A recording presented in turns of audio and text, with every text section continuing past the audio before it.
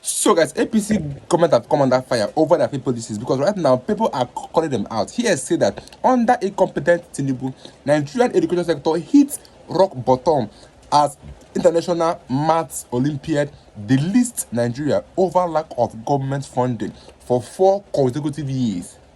They delisted Nigeria over lack of government funding for 4 years. But the governors in the north are spending billions of naira sending people to Saudi Arabia for Hajj to tell you that the level of the kind of government we have in Nigeria. And then someone said that removing Tinubu is not just a political decision, it's an existential necessity for millions of Nigerians. This comes from the SDP candidate, Prince Adebayo. That Tinubu is not just a political decision but a necessity for millions of Nigerians. And then someone said that nobody is saying anything good about APC. Isn't this too much? And then this headline here says that the terrorists in Nigeria belong to the APC and Nigerians will be so naive to expect the same APC to crush their own terrorists. I think this is a response to the state policing that the Senate passed the bill yesterday. Because it's not just about state policing, is if the state policing is going to have effect in reducing the level of insecurity happening in Nigeria. And lastly, US releases identities of individuals and entities linked to alleged ISIS financing, including 3 Nigerian BDC operators. So I want to allow you guys to watch how Arise News analyze this. But the level of insecurity in Nigeria is alarming. Just take a look at the video and let me go to the video in the comments. Please subscribe if you are new here to my channel. And a major development with direct implications for Nigeria that is sparking reactions online, detailing how the U.S. Department of State designated a Lagos-based Bureau de Change operator, Mukhtar Adamu, alongside 3 of his exchange businesses in Lagos and Kano as terrorist financiers for allegedly serving as conduits for ISIS funding. The designations expose a network spanning France, Syria, Turkey, and Nigeria, with the U.S. declaring it is cutting off ISIS financial lifelines around the world. The U.S. also reaffirmed its strong partnership with Nigeria, citing the May 16 operation that killed Abu Bilal al-Muniki, ISIS's number 2 official.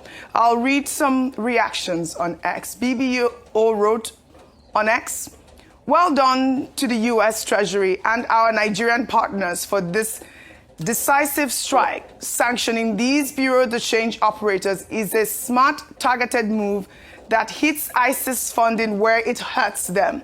More of this, please." Another ex-user wrote, "This shows how deeply terrorist financing networks can operate even within commercial systems.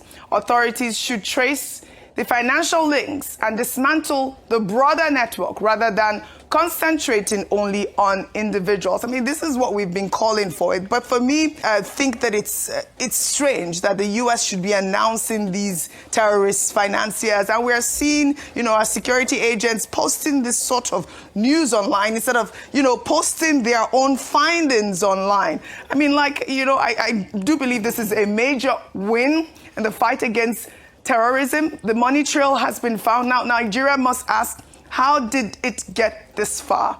And who else is involved? And this is a business from Lagos and Kano. I don't know who needs to really speak on this quickly, and then we move to the next story.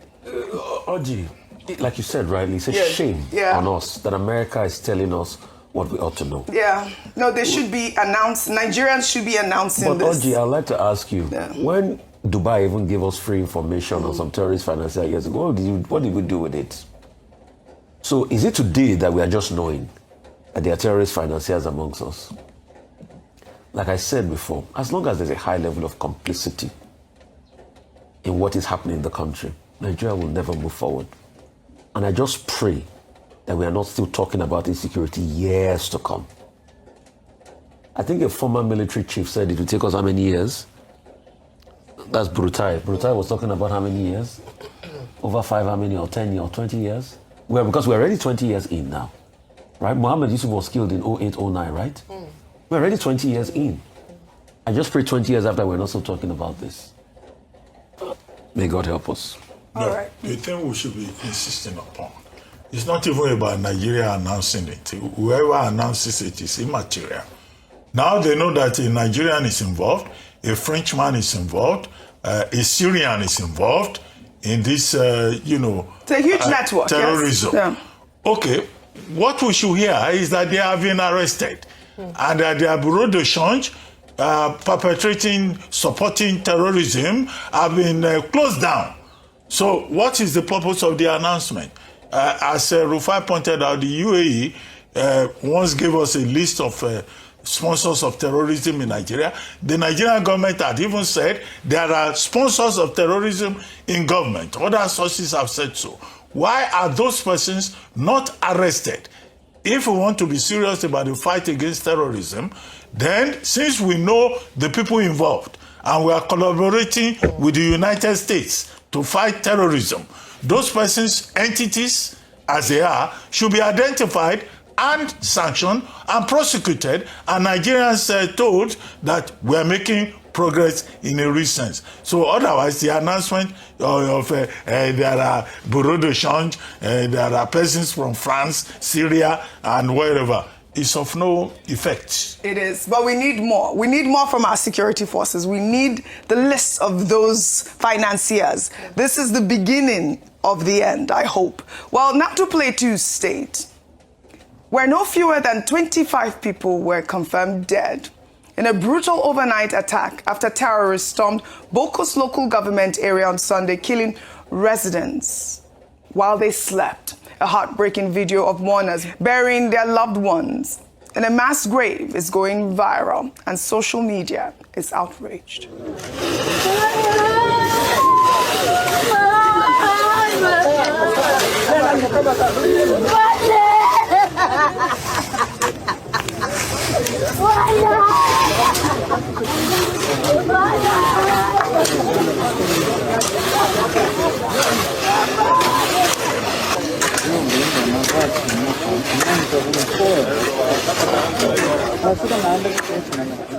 May their souls rest in peace. We keep seeing these stories. These are Nigerians, human beings, buried in a mass grave. Now, the Plateau State Police Command and state government have both condemned the attack, vowing to bring the attackers to justice. But residents want far more. In the meantime, in Kebbi State, we have a devastating update where Alhaji Muhammadu Mai Baga Messe, a former APC chairman, has reportedly died in captivity after he was abducted by terrorists. A security reporter revealed this. His name is Dan from Katsina.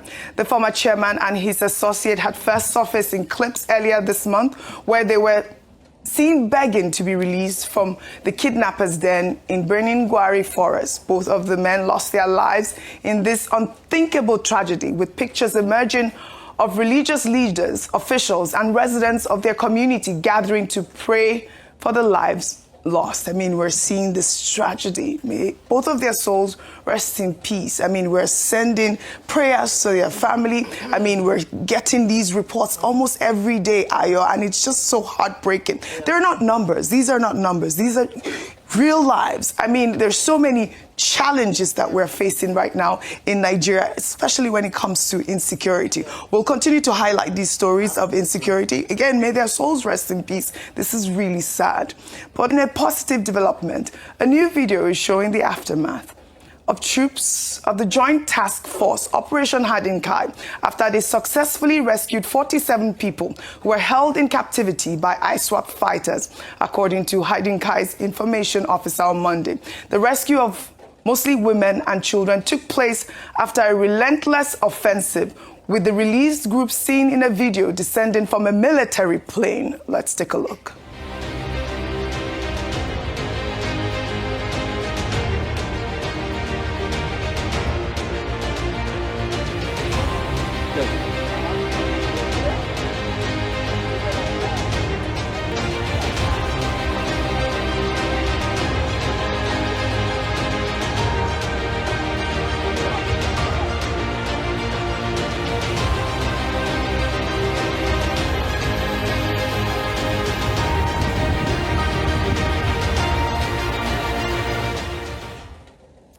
kudos to Operation Hadinkai on this remarkable achievement. The women and children now receiving medical treatment while officials are determining how to facilitate their reintegration back into the society. Meanwhile, here in Lagos, the state police announced that they intercepted 47 large sacks of military uniforms along with 80 cartons of hard drugs and weapons in Surulere. According to the State Commissioner of Police on Tuesday, 4 suspects have since been arrested. Let's take a look. First and foremost, I would like to let you know that these bags you are seeing here contains army or military camouflage. Let me put it that way. You can see the large quantity of it that we have in there. This was intercepted by our operatives of the tactical team while they were trying to move this out of Lagos State, and those who were carrying it were arrested. They are presently with us and we are investigating. And not only that, we have cartons of drugs, various types of drugs that were moving together with the size of clothes. That is a military camouflage. This is very alarming. Now, the police commissioner revealed that the truck was being used to send uniforms and weapons to the southeast, emphasizing that the development didn't pose an immediate threat to residents in Lagos. It does, Oji. Go ahead. It does, still today. Yes. Please, you can correct me if I'm wrong. Have they told us who were those behind the IED? No, there was an explosion in Mushin. In Mushin? Yes. Have they told us who we is don't know. behind it? Yes. Nowhere is safe in Nigeria. Lagos, your greatest level of delusion is to think anywhere is safe in Lagos. May it not happen to any of God us. forbid. We keep saying God forbid. I mean, it's did you see the ammunition that they found? Oji, you see, the sad thing is we keep saying God forbid, but the people that happened to also said God forbid. They say we should pray. Pray. Yes. Oh, Father, don't let insecurity come to Lagos. But an idea exploded in Lagos. 2 days after, the Lagos authorities say they've not been able to tell us what constituted the IED. They keep saying we should put our minds down. All right. Father, we are scared. All right, Rufai. Amen. Director say thank you, Rufai. Nigerians should Go ahead. stop blackmailing God. Yes. We excuse the incompetence of leadership, the failure of leadership by saying God knows it, God is this and that. No, government should function. We now have hard drugs, we have uniforms flying all about. It's the same thing with the proliferation of small and light weapons. Because of the porosity of our borders, because of the failure of our security agencies. This, I guess, is not an isolated case. Yes. It happens all the time, whether it is in Lagos or it is in, another part of the country. But I think it's frightening that we are now hearing about bombs in Lagos. We are now hearing about unassigned military uniforms in Lagos and arms and ammunition and all of that. Mushin, what is the distance between Mushin and where we are in Ikoyi? Don't give our location, Dr. Basil. you are scared already. I'm not scared, but don't give our location. So this is the point. There is a climate of fear in the country, wherever you are. I thought you were president. And it just reiterates the point that government needs to do more to make this environment safe for all of us. Just hearing about guns in Mushin. She's already scared. Those that in Bokos, who gave their location? Story, because look at that. Who gave their location? And they're saying it was going to the southeast. There's no image. But you passed through Lagos. You are in Lagos State. They found you in Lagos, and you are telling me that it's going to the southeast. What has that got to do with anything? Bomb went off. Literally, what has that got to do with anything? Major market, which is a major incident. Correct. Days after, the security forces have not said, okay, this is where we are as regards what is going on in investigation. They say we should not worry. Yes. Me, I'm worrying now. I'm not sleeping well, though. No, the security is, this is quite alarming in Lagos State. Ayo, calm down. We have good. Well, all right. In another development, though, calls for President Bola Ahmed Tinubu to step down are growing louder, with former Christian Association of Nigeria chairman Ayo Orisha Jafo suggesting on live television that President Bola Ahmed Tinubu should reconsider seeking a second term, insisting that most Nigerians have lost hope. Let's take a look. Government of Mr. President has done more harm to this nation than this nation has ever experienced. For all that, I agree with Peter Obi. Don't pretend to know what to do when you don't know what to do. Don't pretend that you can take Nigeria out of where it is now when you know you can't, and begin to plan to come back again. Listen, in one of the programs I did, I was mentioning, I said, look, I hear people say renewed hope.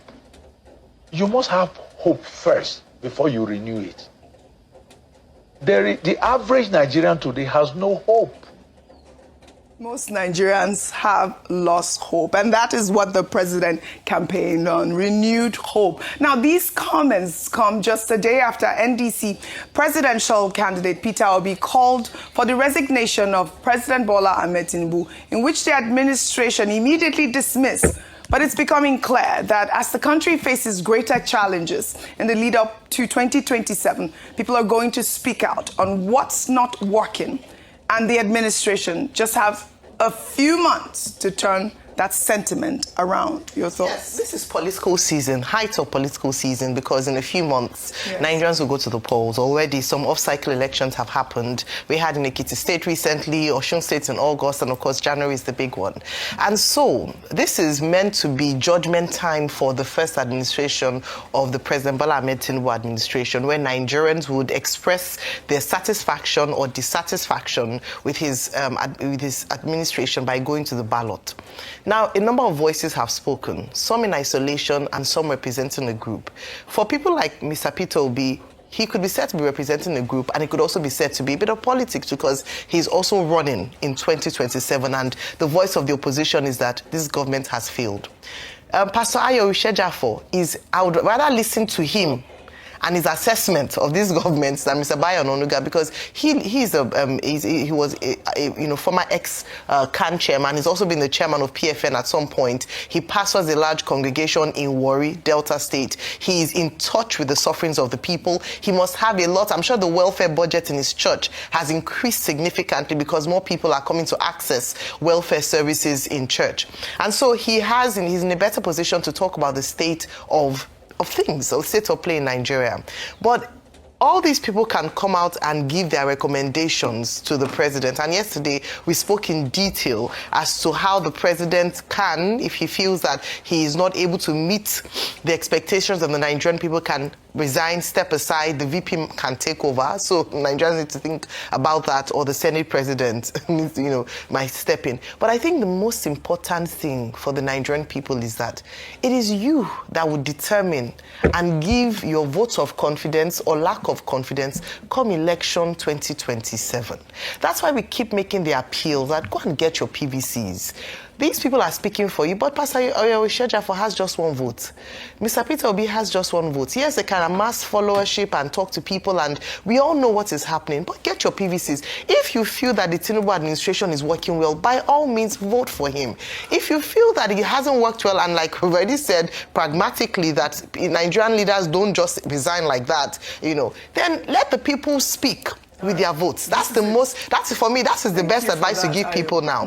Go and get your PVCs, exercise your franchise. INEC, allow people to vote free, fair, and credibly. Whoever wins, based on the people's votes of confidence or lack of votes of confidence, let him run. But in the meantime, let the president also listen to the people. Yes. It almost seems as if, initially we used to say he's a listening president, he moves, he takes action, but we haven't seen a lot of that in recent times. And that's what we want to see. But get your PVCs. We're going to take another reaction from Leke Leke, and this is reacting to the U.S. releasing terror financiers. And Ocholi wrote on Leke Leke. He wrote, terror groups like Boko Haram and ISWAP thrive on both illicit and seemingly legitimate cash flows. The Nigerian Financial Intelligence Unit should be able to track, arrest, and prosecute individuals implicated, but we all know why they cannot.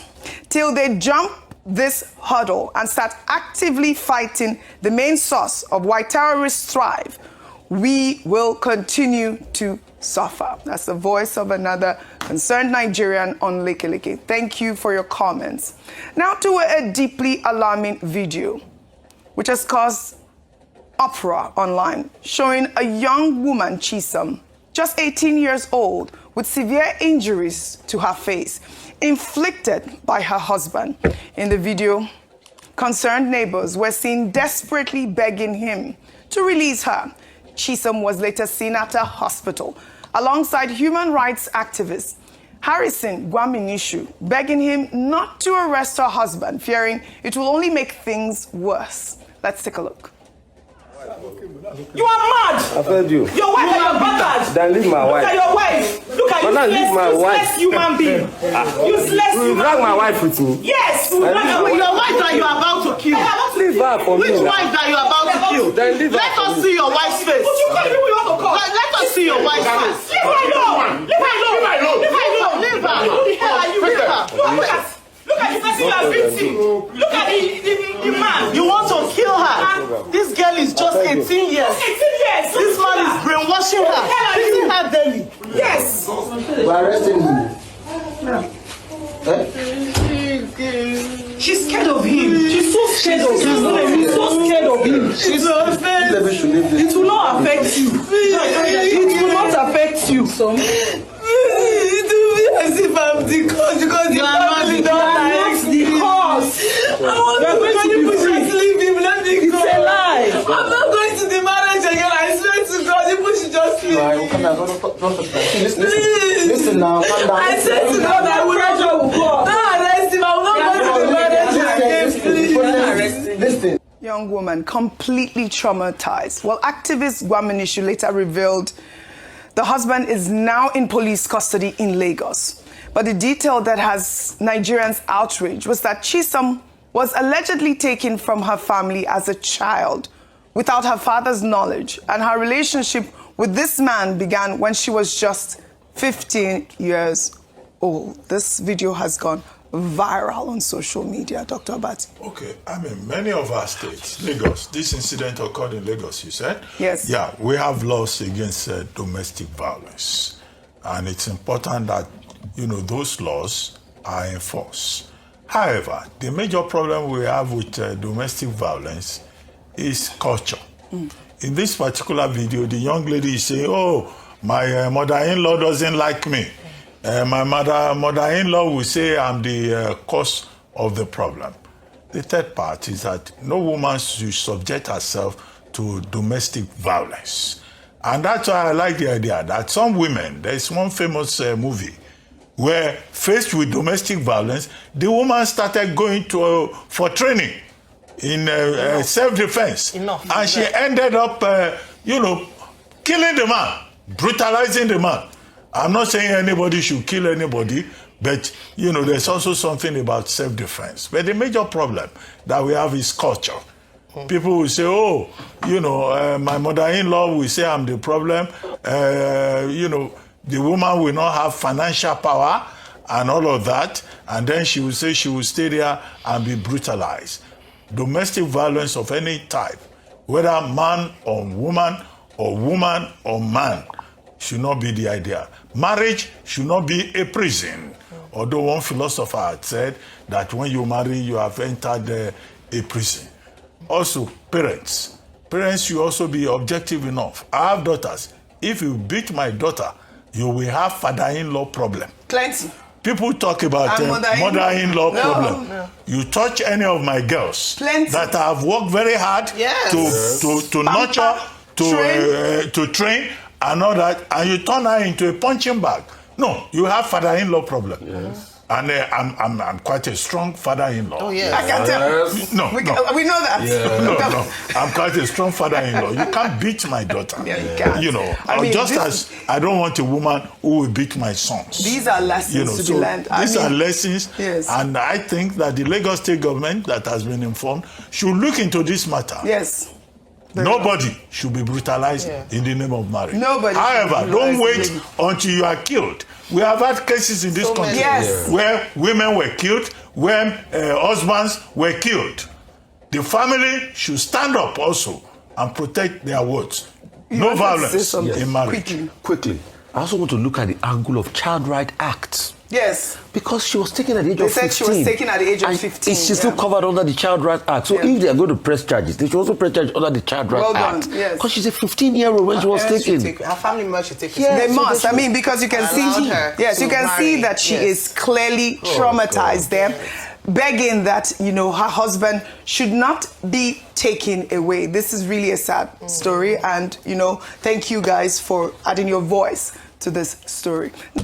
We all know that APC government were the ones that brought in these terrorists 2015 to win election, which was exposed by the same APC person. And ever since then, the terrorists have refused to go back to where they come from, because it was exposed that they were brought in from Mali, Sierra Leone. I think these are the ones I remember that they brought in these terrorists from. But ever since that election, they have refused to go back to where they're coming from. And ever since then, they've come to Nigeria and they've seen that the government is not even fighting them. Now they are bringing more of their members to Nigeria, because we all know we have more groups. We have more groups of terrorists in Nigeria. We have lots of groups of terrorists in Nigeria as of today. And the government is not doing anything about it.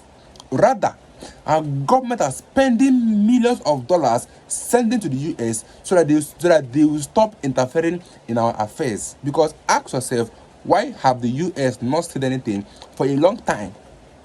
This might be the reason, because we all know that the APC government, they've sent millions of dollars to the US just to narrate or to change the narrative that there is no killing in Nigeria. These are the only things we have seen them do. They try to cover up their tracks instead of taking up their failures and trying to be better. But no, they are busy trying to cover up all the places, the loopholes in their government. And they are all focused on the next election. We have seen that the government spent 150 billion to purchase the presidential jet. They spent 5 billion for the yacht. They spent a lot of money fueling their own lifestyle. But we have Nigerians suffering. We have people that don't even know where their next meal will come from. And all these are happening under APC watch. This is why people are coming out to call out Tinubu government over their failed policies. But let me get your views in the comments. I'll bring you guys in my next video. Please don't forget to subscribe. I'll see you guys in my next video.